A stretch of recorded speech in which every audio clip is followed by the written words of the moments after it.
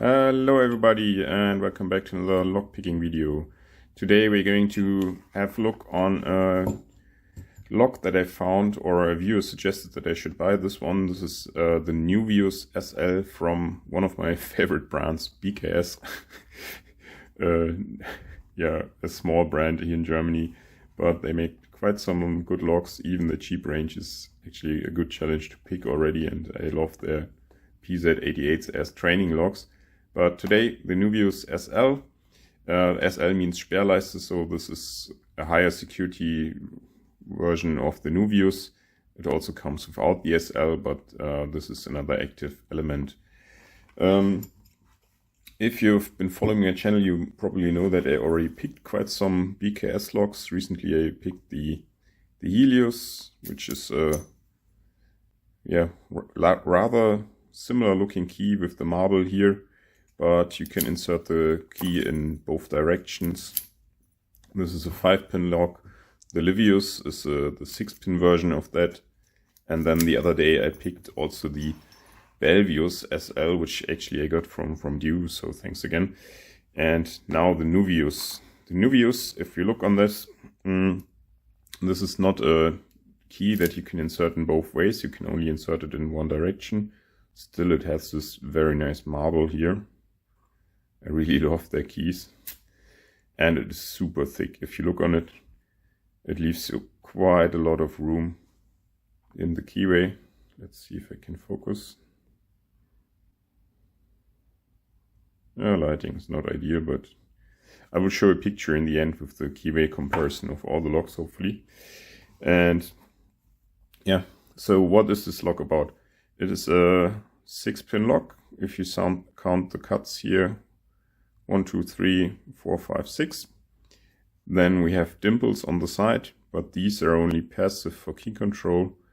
But then if we look on the side of the lock, you see here this side has something here. This side doesn't. And this will be the outer side, because this is higher. This has the Sperrleiste here.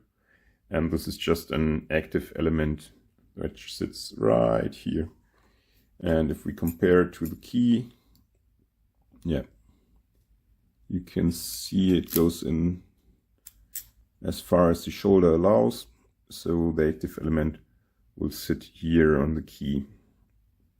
And this makes sense. If you look closely on the key, you see a ramp here, which pushes in this active element. So, I will probably gut this side first, and then we'll pick this side so I can safely gut this side, but you see that later on. Let's put it in a vise and hopefully I can get it picked. See you back in a second. Okay, here we are back in the vise. Key works just fine, and have actually shown the nice bitting. Very nice ups and downs, very cool. And I'll be using this flat pry bar here from Multipick in 1mm, and I set up the camera so you can see also my finger action down here. And the white keyway allows me a thick profile in 0.6mm. This is the PN05 from Multipick. And yeah, let's start picking. Clockwise tension, starting from the back. 6 is binding. 5 is binding. Good click.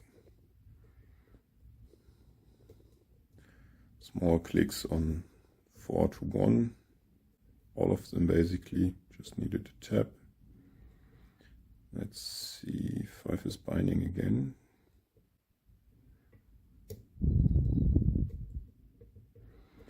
With BKS locks in the beginning, you often have this back and forth between set pins, because yeah, tolerances are just so good that they just pop up again and you need to set them again.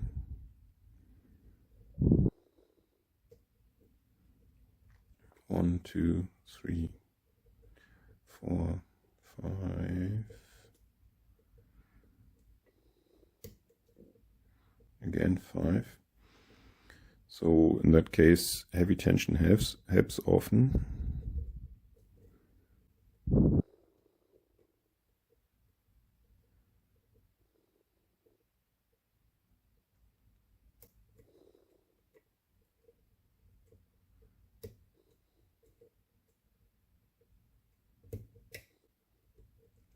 Okay, tiny core movement.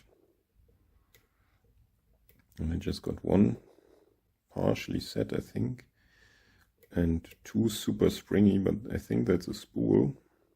And I want to preset it, which I just did. Same goes with 3.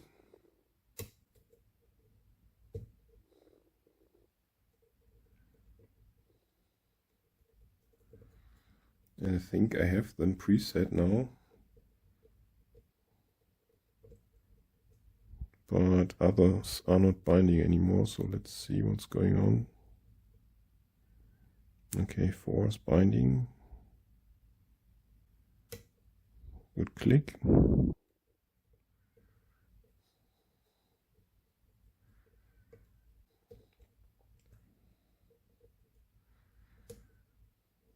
Good click on 3 and 2. And even though these are just spools, I think you have to, they almost act like tapered pins at the head. You have to visit them a couple of times. Okay, that was 1 now. We're progressing. 6.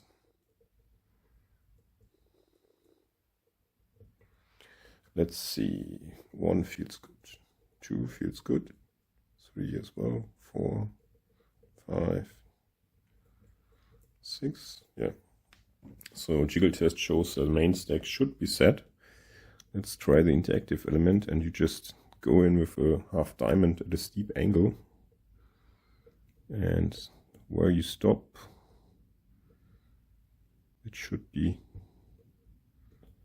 located at right around this nub here.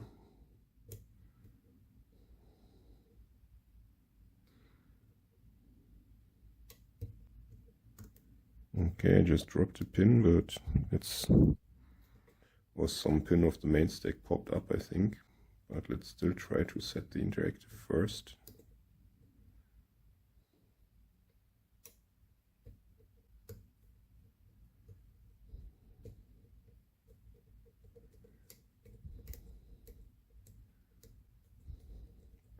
I think I have it set, but let's see. 1 needed to be set again. 2 and 3 are still good.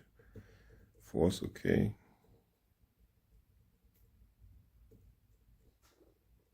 1, 2, 3, 4, 5, 6. All feel good. So the interactive again. There we go. Okay, finally. So not the easiest pick. A good back and forth.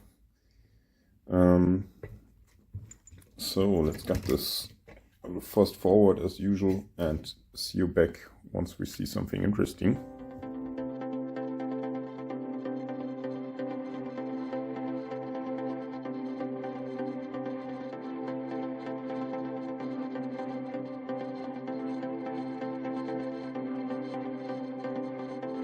Okay, click fast forward, break. I could turn the course so far. Actually, I've never tried that before. But now the interactive element blocks the rotation of the core. So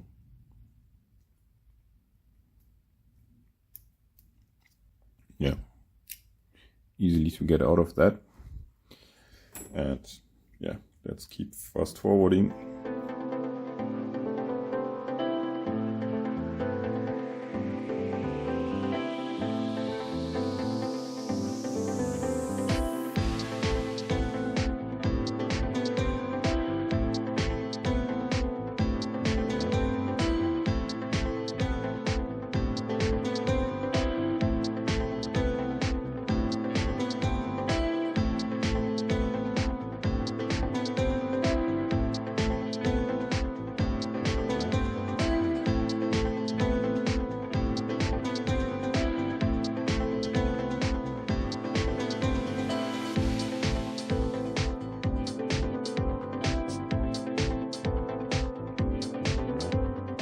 Okay, welcome back from fast forward, and what I want to show you now is, I have the chambers empty, and here's the interactive element, is very similar to the one in the Bellevues, but this one gave me a bit more headache than in the Bellevues.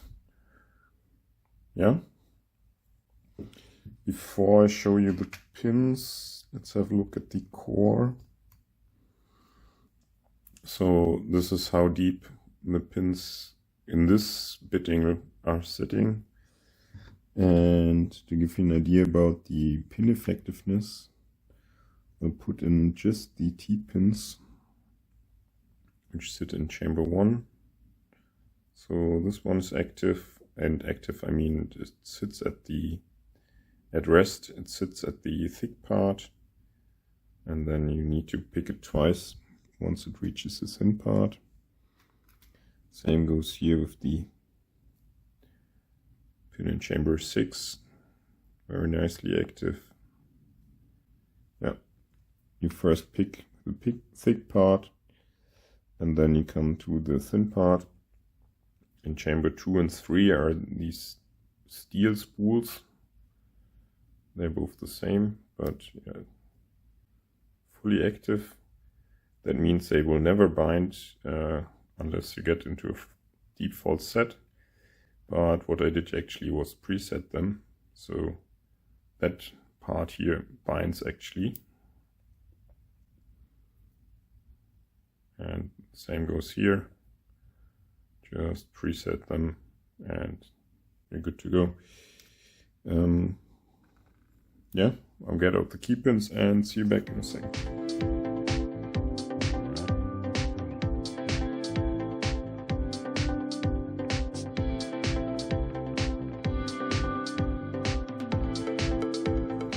Okay, welcome back from fast forward once again.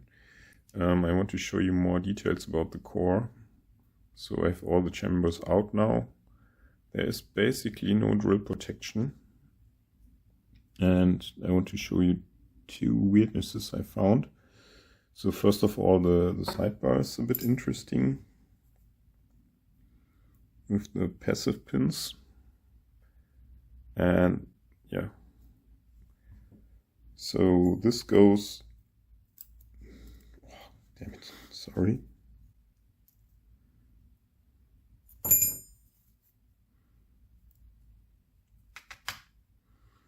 This interacts with these dimples on the key, and only if they are at the right position, then this sidebar can make room and you can rotate the core.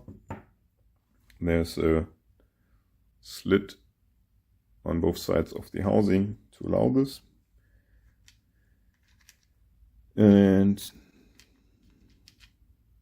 so much to that. It's interesting to see that as one piece. Usually with other manufacturers you will have in this cut out individual pins, but yeah, this is how they solved it here.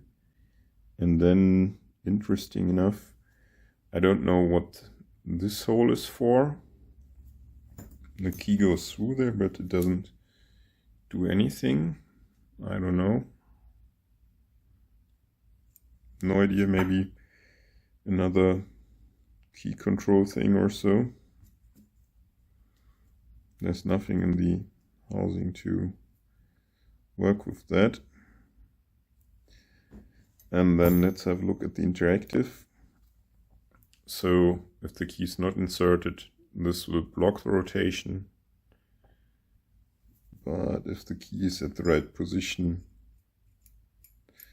it will push it out, and this will be flush, so the core can rotate. Let's get it out if I can.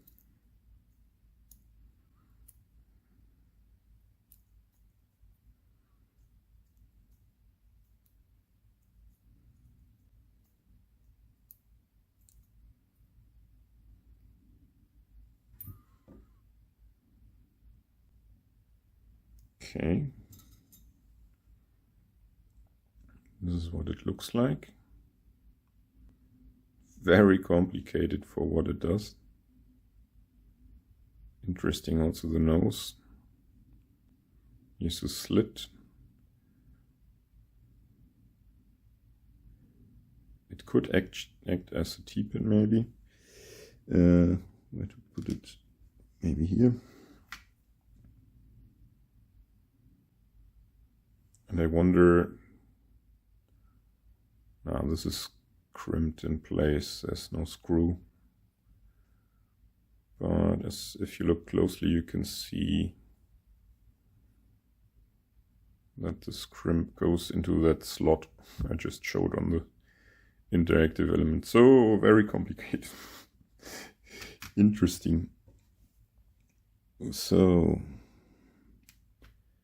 let me show you everything again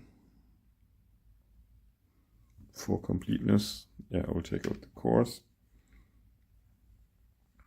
And on that side I have the inside of the lock, which is missing the interactive element as mentioned before, and I got at this before recording.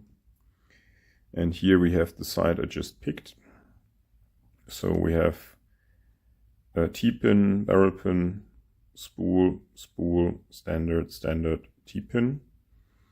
And these two are made of steel for drill protection, and interesting enough, there's no other drill protection inside the core or the housing, I think. So no rods or anything to prevent drilling. And also you have the two key pins here in chambers 2 and 3 are steel for drill protection. But yeah, I guess that's all for drill protection here in this lock. So very interesting to see that the interactive element works quite good in this lock. Maybe I wasn't picking it perfectly, but it kept me out quite a bit. And this, the key control thing is also interesting, that it is made of one piece. Maybe it's easier for assembly process or so, I don't know, but it looks a bit complicated maybe.